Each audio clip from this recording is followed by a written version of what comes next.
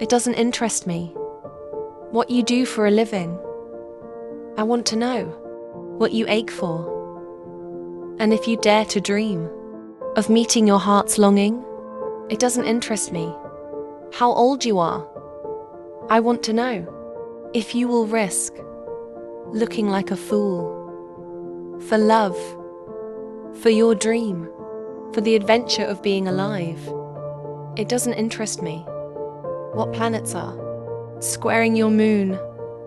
I want to know if you have touched the center of your own sorrow, if you have been opened by life's betrayals, or have become shriveled and closed from fear of further pain.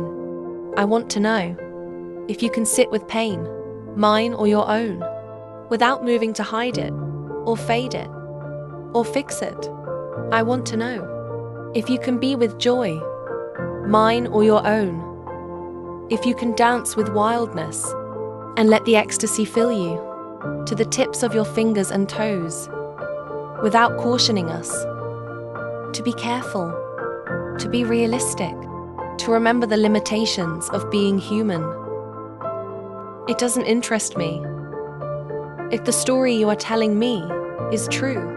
I want to know if you can disappoint another to be true to yourself, if you can bear the accusation of betrayal and not betray your own soul, if you can be faithless and therefore trustworthy. I want to know if you can see beauty, even when it is not pretty, every day, and if you can source your own life from its presence. I want to know if you can live with failure, yours and mine, and still stand at the edge of the lake and shout to the silver of the full moon. Yes, it doesn't interest me to know where you live or how much money you have. I want to know if you can get up after the night of grief and despair, weary and bruised to the bone, and do what needs to be done to feed the children. It doesn't interest me who you know or how you came to be here.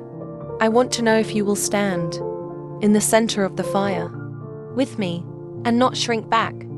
It doesn't interest me where or what or with whom you have studied. I want to know what sustains you from the inside when all else falls away. I want to know if you can be alone with yourself, and if you truly like the company you keep in the empty moments.